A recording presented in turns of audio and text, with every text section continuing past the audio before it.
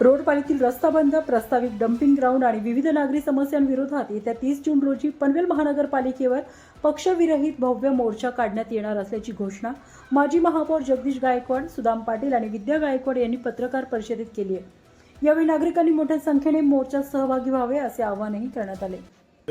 आपल्याला या प्रेस नोटच्या द्वारे काही प्रश्न दिलेले आहेत।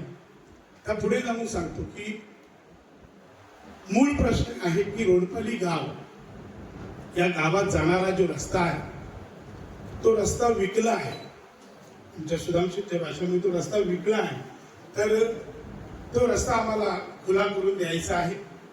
वडिलोपार्जित जेव्हा मनुष्य या धर्तीवर लोक पावला, मनुष्य या धर्तीवर जन्म घेतला, तेव्हापासूनचा रस्ता या बिल्डरांच्या माध्यमातून तो बंद केलेला आहे। एक जेसीबी तोडायला 200 पोलीस बंदोबस्त त्या रोडपालीला दिले होते। म्हणजे ही एक भयान बाब आहे।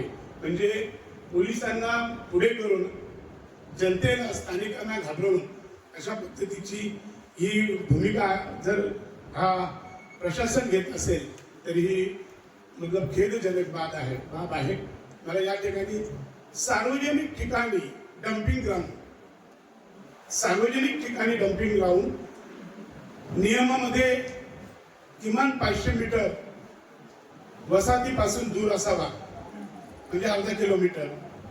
परंतु असं नसताना जिथं माझ्या गावचा, ज्याला आम्ही बाबूदेव आमचे कुलस्वामी म्हणतो, मसेसराला, असं आमच्या मसेसराच्या देवासमोर पलीकडे बाबदेव आहे, अलीकडे मसेसर आहे, अशा देवाच्या प्रार्थनीय जे स्थळ आहे, आमचं तलाव आहे, त्या तलावाच्या समोर हा डम्पिंग ग्राउंड, लोकांना सकाळी जे वॉकिंगला लोक जातात, सिनियर सिटीजन जातात, त्यांना अनेक वेदनाच्या संदर्भात भोगाव्या लागतील।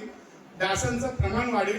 माझ्या कळमनुरीतही काही पत्रकार आहेत, आणि मी हेतू पुरस्कार आज सांगणार आहे की तुम्ही देखील आवाज याच्यावरती उठवला पाहिजे आणि सातत्याने आवाज उठवला पाहिजे। आणि हा डम्पिंग ग्राउंड तिथं आल्यामुळे काय होणार आहे, टक्क्याची परिस्थिती काय झाली, आणि हा डम्पिंग ग्राउंड कुणाच्या स्वतःसाठी जवळ छोट्या गाड्या यायला पाहिजेत म्हणून लावतात, कॉन्ट्रॅक्टरसाठी, जनतेच्यासाठी की प्रशासनात बसलेल्या अधिकाऱ्यांसाठी। मग असा डम्पिंग ग्राउंड या ठिकाणून हटवला पाहिजे, त्याचं आरक्षण रद्द केला पाहिजे। रोडपाली गावातील रस्ता हा खुला करून दिला पाहिजे। पाण्याचे जे प्रश्न आहेत, अनेक वेळा मी सुद्धा सभागृहात बसलेलो आहे, पाणी प्रश्न पेटवलेला मी जरी असला तरी पुरेसं पाणी आज नाहीये। आज सत्तेमध्ये असणाऱ्या जे काय महापौर असतील किंवा अन्य पदाधिकारी असतील, यांना मुळात स्वतःचे अधिकार नाही। त्यांनी जर स्वतःचे राईट्स वापरले तर त्यांच्या दारातली गटर सापडते, तर स्वतःचे राईट्स नाही, त्यांना सांगितल्यावरतीच काम होईल। असे लोक बसून सत्तेत चालणार नाही।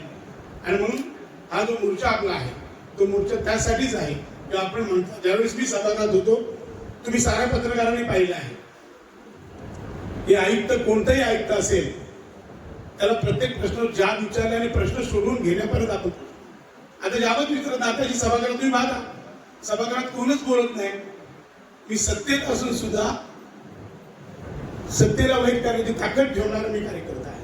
आणि म्हणून आपल्याला तळ्यात राहून माशाशी वाईट करायची ज्याच्याकडे हिंमत असेल तोच मासा सरस होतो। आणि तिथं आता कोणच दिसत नाही, म्हणून आता मासे मारले जातात। त्याची कारण तीच आहेत। कोण पक्षविरहित मोर्चा आहे, नागरिकांचा आक्रोश, जनतेचा आक्रोश मोर्चा आहे। पक्ष आम्ही बाजूला ठेवून या ठिकाणी आम्ही जनतेच्यासाठी पुढे येत आहोत। पक्ष आम्ही महाविकास आघाडीच्या किंवा सत्तेतल्या पण लोकांना मी इन्व्हाइट करणार आहे। तुम्हाला लोकांनी मतं दिली, कशासाठी दिली आहे? इथे डम्पिंग ग्राउंड आणण्यासाठी दिले का? गावचा रस्ता बंद करण्यासाठी दिला आहे का? रामशेठ ठाकूर यांच्या चिरंजीवांना लोक मतं कशासाठी देतात? ही आम्हाला निरोगी ठेवायचं का रोगी ठेवायचं? आज योगडे आहे, आज महानगरपालिका योगडे सादर करतो, पण आम्हाला ओकडे आम्ही भोगायचं काही सगळं। त्यामुळं पक्षविरहित मोर्चा आहे, जनतेचा मोर्चा आहे, त्याला कुठल्याही पक्षाचा टच असणार नाही। सत्ताधाऱ्यांना अहंकार झालेला आहे। आपण देशाच्या राजकारणात बघितलं किंवा राज्याच्या राजकारणात 2 दिवसापूर्वी आपण सोशल मीडियावर टक्केवारीचा त्यांनी आपल्याला चार्टर बोलून दिला। तसं हॉटेलमध्ये गेलं का बिर्याणी किती, चिकन तंदुरी कशी, तसे टक्केवारी कसे लाभ आहेत। म्हणजे त्यांचा आकाश ज्या पद्धतीनं चोऱ्या करतो, त्याच्यामुळे खालचे सत्ताधारी त्याला काय अपवाद नसणार आहे. म्हणजे पूर्वीपासूनच यांनी सत्तेतून पैसा आणि पैशातून सत्ता, त्याच्यामुळं त्या अधिकाऱ्यांना काय वाटतं का आम्ही या सत्ताधाऱ्यांच्या विरोधात वागलो तर आमची खुर्ची जाईल. तर खुर्ची वाचवण्यासाठी बऱ्याचशा त्यांचे भाऊ पण आपण बघितलं असेल खाजगी बोलत असतात का ह्या प्रशासनापेक्षा ही जी सत्ताधारी आहेत खरोखर यांनी वारे माप आता इथेशी टक्केवारी लावलेले आहेत. काही खाजगीमध्ये त्यांचे ऑडिओ व्हिडिओ पण काही जणांकडे आहेत, काही दिवसात ते येतील आमच्यापर्यंत आणि मग त्याला एक चांगली धार आपल्या भाषेप्रमाणे एक NCD लावू तिथं महापालिकेच्या किंवा सत्ताधाऱ्यांच्या बंगल्यासमोर कशा पद्धतीने ह्या कॉन्ट्रॅक्टरांना भेटीस फुल टक्केवारीचाच खेळ चालेल. त्याच्यामुळे कामाचे तुम्हाला तिथं दर्जा मिळणार नाही आणि कामाचा दर्जा हा लोकांच्या काळातून तिथं पैसा जमा होतो, लोकांना तिथं वेटीस धरला जातो. 2021ला सर्वोच्च न्यायालयाचा आदेश आहे का आपण जबरदस्ती कोणाकडनं मालमत्ता कर वसूल करू शकत नाही.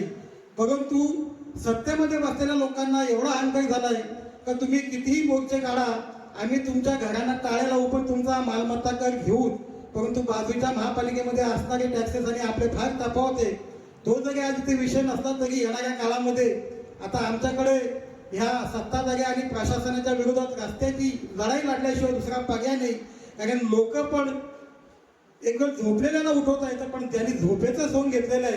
कारण का निवडणुकीमध्ये जी पाकिट सिस्टीम आहे, निवडणुका आल्या का आपण पाहिलं असेल कशी चांगली चांगली लोक गर्दी करतात आणि मग चुकीच्या माणसांना निवडून देतात आणि त्याचं हे पाप भोगतात. त्याच्या